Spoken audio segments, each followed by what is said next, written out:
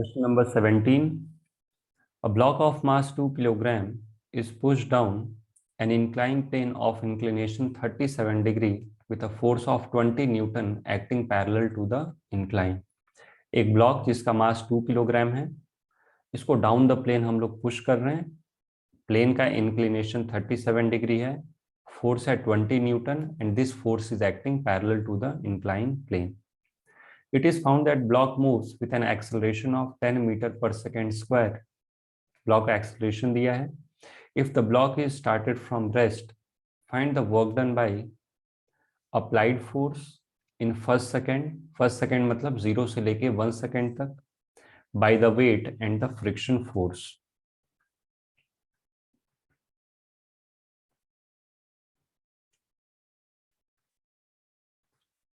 देखो मैं सिचुएशन आपको दिखाता हूं. क्वेश्चन में पहले ये आप देखो कि इनिशियल वेलोसिटी 0 दिया है, क्योंकि क्वेश्चन में क्या लिखा है कि block starts from rest. Acceleration दिया डायरेक्टली कितना, 10 मीटर पर सेकेंड स्क्वायर, और time is given, time is equal to 1 second. तो यदि मैं s is equal to u t plus half a t square use करूं तो यहां से मिल जाएगा अपने को डिस्प्लेसमेंट. इनिशियल वेलोसिटी इज 0,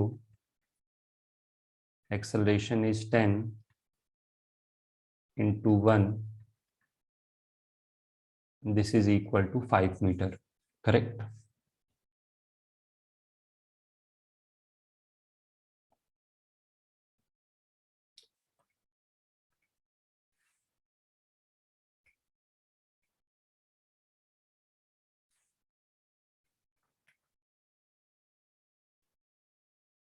देखो दिस इज द ब्लॉक, और ये जो ब्लॉक है ना, ये डाउन द प्लेन कितना मूव करता है, ये डाउन द प्लेन मूव करता है 5 मीटर्स के equal. Okay, this angle is 37 degree. अब यहां पे अगर जो हम लोग फोर्सेस रिप्रेजेंट करें,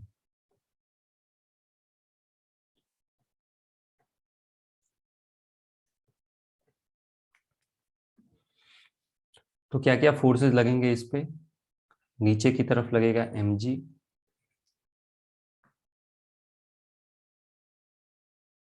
यहाँ पे डाउन द प्लेन हम लोग इसको पुश कर रहे हैं with a force f is equal to 20 newton. यहाँ पे लग रहा है एक normal force, this is normal force.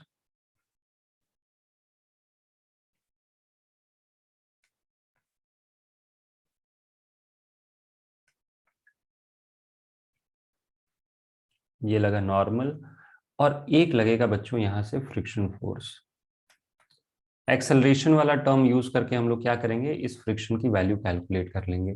F की वैल्यू याद रखिएगा कि एफ की वैल्यू क्या है, 20 न्यूटन के इक्वल. ये जो एंगल आप देख रहे हो, ये angle, this angle is 37 degree. तो mg के दो कंपोनेंट होंगे, mg cos 37 डिग्री और mg sin 37 डिग्री. इसको हटा देते हैं हम लोग. जिस तरफ एंगल है उस तरफ कॉस कंपोनेंट आता है, तो 20 न्यूटन का कॉस कंपोनेंट आ जाएगा 16 न्यूटन. mg का एक कंपोनेंट हो गया 16, और एक कंपोनेंट इस तरफ आ जाएगा कितना, 12 न्यूटन. ओके, तो आप ऐसे लिख लो, दिस इज 20 प्लस 12. ओके, अब मुझे पता है कि इसका एक्सेलरेशन है 10 मीटर पर सेकेंड स्क्वायर और मास है 2 kg. तो क्या मैं बोल सकता हूँ कि फ्रिक्शन फोर्स भी 12 न्यूटन होगा. नहीं समझ में आ रहा है तो इस डायग्राम में आप ऐसे ऑब्जर्व कर सकते हो. देखो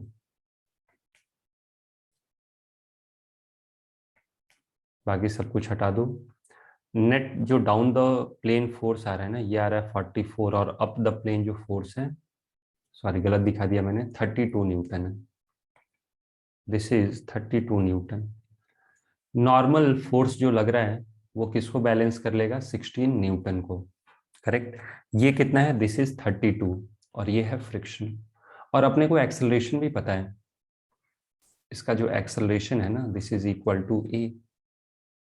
तो क्या मैं लिख सकता हूं F is equal to m में यदि मैं अप्लाई करूं तो net force is 32 minus f and this is equal to mass into acceleration. So 32 2 into 10 20. तो यहाँ से फ्रिक्शन आ जाएगा कैलकुलेट करके कितना 12 newton. So friction is equal to 12 newton. अब एक एक करके हम लोग क्या करेंगे वर्क डन कैलकुलेट करेंगे. First work done by f. जो हमने फोर्स एफ अप्लाई किया वो कितना वर्क करेगा.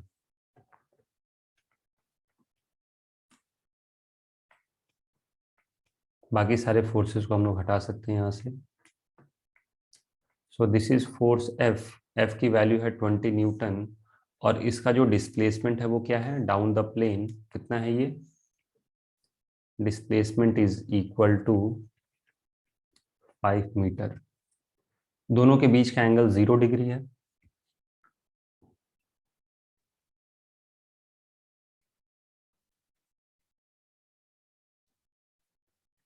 F is equal to 20, x is 5, cos 0 degree is 1. So work done by this force is equal to 100 joules. Okay. B part. Work done by mg.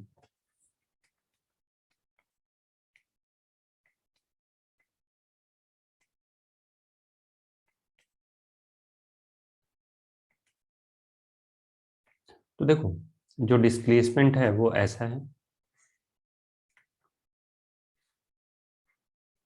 Displacement is equal to 5 metres.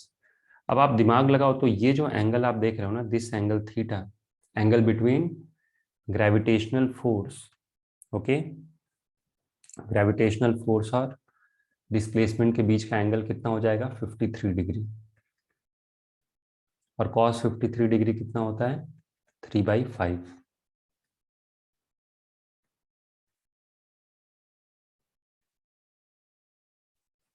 तो therefore work done is equal to mg x cos 53 degree. तो mg है 20, x is 5 and this is 3/5. Okay. तो ये कितना आ जाएगा यहां से 60 जूल्स.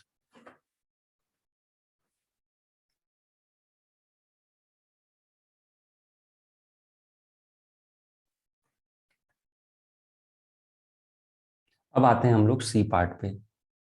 सी पार्ट में क्या पूछा जा रहा है वर्क डन बाय फ्रिक्शन. तो बहुत ही सिंपल है वर्क डन बाय फ्रिक्शन. देखो जो डिस्प्लेसमेंट है वो डाउन द प्लेन है और फ्रिक्शन लग रहा है up the plane. So what is angle between friction and displacement 180 degree. So work done is equal to f x cos 180 degree. cos 180 degree is -1. Friction force कितना है 12. Displacement है 5 and cos 180 degree is -1. So this is equal to -60 joules. Okay. तो ये हो गया C part. Next question number 18. A 250-gram block slides on a rough horizontal table. Find the work done by friction force in bringing the block to rest if it is initially moving at a speed of 40 centimeter per second. If the friction coefficient between the table and the block is 0.1, how far does the block move before coming to rest? ये जो block है ये rest पे आने से पहले कितना distance move करेगा.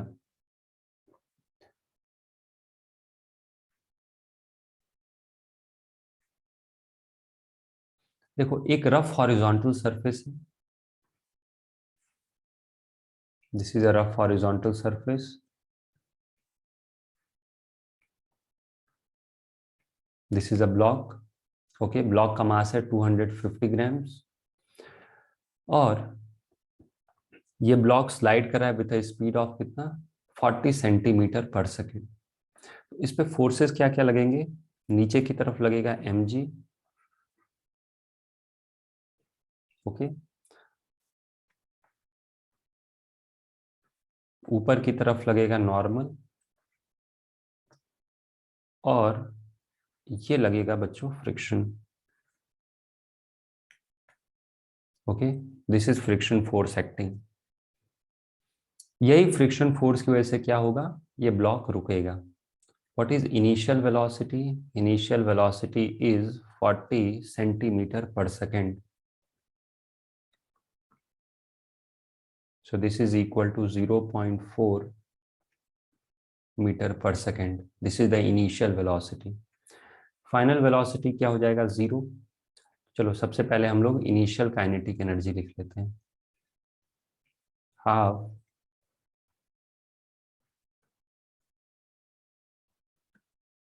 m की वैल्यू कितनी है? 0.25 kg, करेक्ट, इंटू 0.4 का square, okay. So 0.25 into 0.4 into 0.4 divided by 2, तो ये आ जाएगा 0.02 के equal. This is the initial kinetic energy. Finally ये जो ब्लॉक है ये रेस्ट पे आ जाता है, तो final velocity is equal to 0। So what is kinetic energy final? Okay. अब देखो क्वेश्चन में क्या पूछ रहा है, find the work done by the friction force in bringing the block to rest. Friction force कितना वर्क करेगा ब्लॉक को रेस्ट पे लाने के लिए? तो ऐसे आप लिख सकते हो चाहो तो, work done by all the forces is equal to change in kinetic energy. All the forces में कौन कौन होगा? mg, normal, friction, this is equal to kinetic energy final minus kinetic energy initial. Work done by mg 0, work done by normal 0। क्यों ये 0 होंगे? क्योंकि ये perpendicular to the displacement होंगे। Plus work done by friction is equal to final kinetic energy 0, initial is 0.02। This implies work done by friction is equal to minus 0.02 joules, correct? B part, how far does the block move before coming to rest? Rest पे आने से पहले ये कितना distance move करेगा? Mu is given 0.1। तो यदि B part को सॉल्व किया जाए तो वर्क डन बाय फ्रिक्शन क्या होगा, या फिर आप ऐसे ड्रॉ करो। So this is the block later से कि आगे गया x, और इस पे फ्रिक्शन लग रहा है पीछे की तरफ F। This is equal to mu m g. तो क्या मैं लिख सकता हूं कि work done by friction is equal to minus mu m g x, और ये किसके इक्वल है? This is equal to minus 0.02 के इक्वल, ओके। तो यहां से x कितना आ जाएगा? x will be equal to 0.02 upon mu m g. अब सारी वैल्यूज हम लोग सब्स्टिट्यूट कर देते हैं यहाँ पे। So this is equal to 0.02, mu कितना है? 0.1, मास कितना है? 0.25, और जी की वैल्यू कुछ नहीं दे रखा है क्वेश्चन में, तो हम लोग 9.8 लेंगे मीटर्स, ओके। तो 0.02 डिवाइडेड बाई 0.1,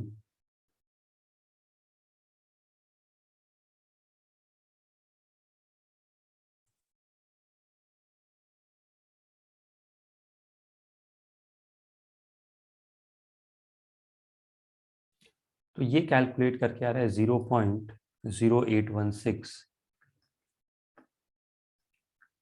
मीटर। सेंटीमीटर में कन्वर्ट करेंगे तो this will be 8.16 centimetre, approximately इसको क्या लिख सकते हैं, 8.2 centimetre. Okay, next question number 19. Water falling from a 50-meter high fall is to be used for generating electricity. If 1.8 into 10 raised to power 5 kg of water falls per hour and half of the gravitational potential energy can be converted into electric energy, how many 100-watt lamps can be lit? देखो, water जो है ये कितने height से गिर रहा है, 50 metre की हाइट से। ओके, और 1 आवर में कितना मास गिरता है, 1 आवर में इतना मास गिरता है। तो आप चाहो तो 1 सेकेंड में भी निकाल सकते हो। तो देखो, या फिर आप चाहो तो 1 आवर में भी डिस्कशन कर सकते हो। इन 1 आवर पावर निकालते टाइम हम लोग 1 आवर से डिवाइड कर देंगे। तो इन 1 आवर कितना वाटर अपने को मिला, mass of water is equal to 1.8 into 10 raise to power 5 kg। Correct. Height कितना है, h is equal to 50 metres.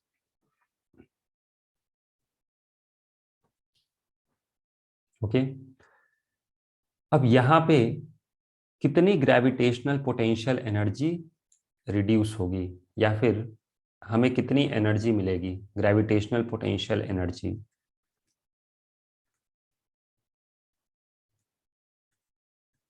Gravitational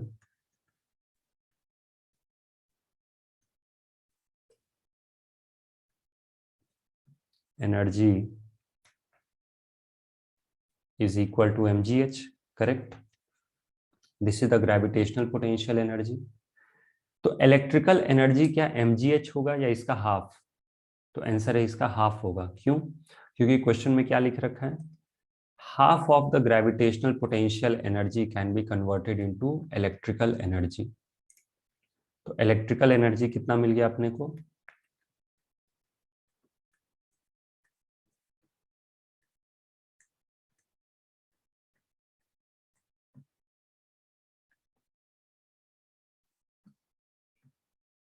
is equal to half of gravitational potential energy.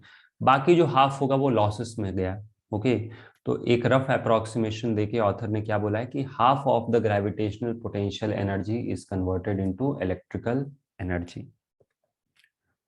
तो यदि मुझे इलेक्ट्रिकल पावर निकालना है तो मैं टाइम से डिवाइड करूंगा। देयरफॉर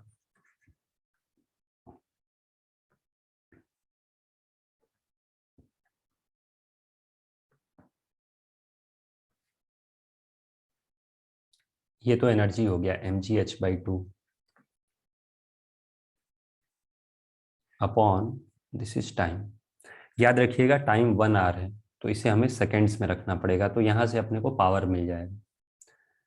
तो मास कितना है, 1.8 into 10 raise to power 5 kg। जी की वैल्यू क्या है, 9.8 के equal, h is equal to 50 metre. Okay, divided by 2, time is 1 hour, 1 our मतलब 60 इंटू 60 सेकेंड्स। ओके, और ये आ जाएगा पावर वॉट में। समझ में आ गया, this is power in what. यहाँ पे आप चाहो तो 1 आवर लिख सकते हो। 1 आवर का मतलब क्या होता है, in 1 hour 1 hour is equal to 60 into 60 that is 3600 seconds. तो यही मैंने यहाँ पे लिख दिया। ओके, तो ये पावर कैलकुलेट करते हैं 1.8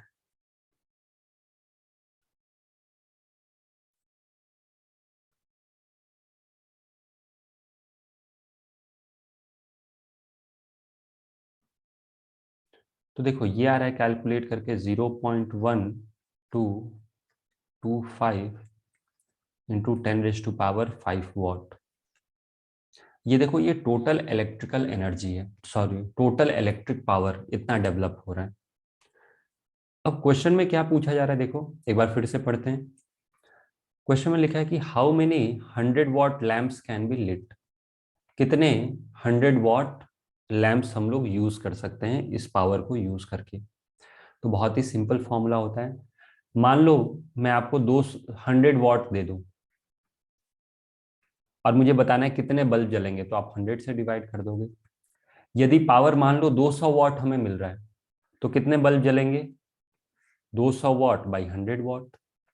अगर जो मान लो मैं आपको दे दूं कि 1000 वॉट पावर है हमारे पास, ऐसे समझो। लेट अस से कि वी हैव 1000 वॉट और मुझे 100 वॉट के बल्ब यूज करना है, तो कितने 100 वॉट के बल्ब यूज कर सकते हैं? तो 100 से डिवाइड कर दो। इसका मतलब नंबर ऑफ बल्ब्स हम लोग कितने यूज कर सकते हैं वो कैसे कैलकुलेट करोगे?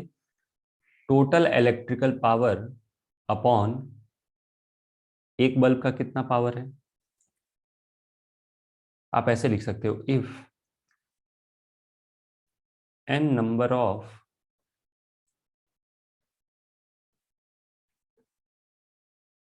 lamps are used,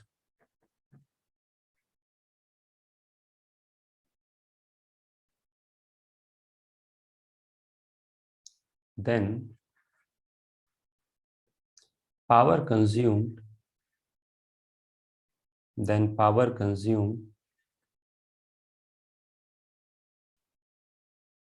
is equal to, कितना पावर हम लोग कंज्यूम करेंगे? n इंटू 100, ऐसे समझ लो। क्योंकि 100 क्या है? 100 is power used by each lamp. तो कितना प्रोडक्शन हुआ? इतना प्रोडक्शन हुआ। कितना हमने यूज किया? ये यूज किया। क्या दोनों इक्वल होने चाहिए? Yes. Therefore n into 100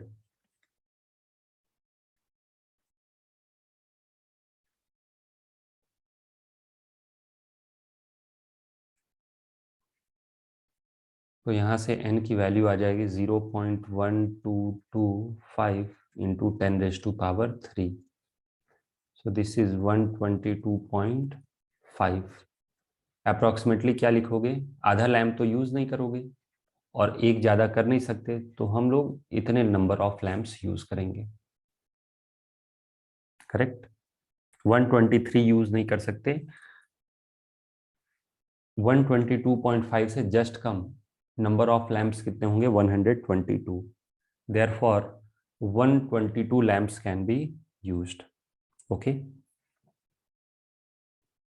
next question number 20। A person is painting his house walls. एक पर्सन अपने घर के जो वॉल है ना उसकी पेंटिंग कर रहा है। He stands on a ladder with a bucket containing paint in one hand and brush in other. एक हाथ में बकेट है और दूसरे हाथ में पेंट है। Suddenly the bucket slips from his hand and falls down the floor. If the bucket with the paint has a mass of 6 kg and was at a height of 2 metre. जो bucket है, okay, और paint दोनों का मास मिला के 6 kg है और height कितना है? 2 मीटर्स के equal. At the time it slipped, how much gravitational potential energy is lost with the paint. Question में पूछ रहा है कितना ग्रेविटेशनल पोटेंशियल एनर्जी का लॉस होगा। तो ये तो स्ट्रेट फॉरवर्ड बहुत ही सिंपल क्वेश्चन हो गया। ये पैराग्राफ ऐसे ही लेंदी दे रखा है, ऐसे आप दिखा सकते हो।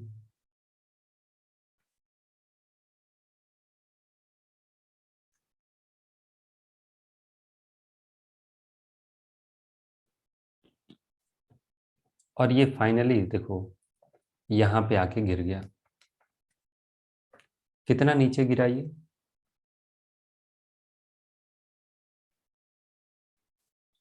2 मीटर। तो ग्रेविटेशनल पोटेंशियल एनर्जी इसकी डिक्रीज होगी। कितनी डिक्रीज होगी? mgh। कोई पूछा कि डेल्टा यू कितना होगा, तो वो होगा -mgh। लेकिन डायरेक्टली वो पूछ रहा है, उसको पता है कि लॉस हो रहा है, तो डायरेक्टली उसने पूछ लिया कि ग्रेविटेशनल पोटेंशियल एनर्जी कितना लॉस होगा। तो लॉस में हम लोग सिर्फ मैग्नीट्यूड बताएंगे। तो loss is equal to mgh। m कितना है 6 के इक्वल, g की वैल्यू कितनी है 9.8 और हाइट कितना है 2। ओके, तो 6 into 9.8 into 2, this is 117.6 joules.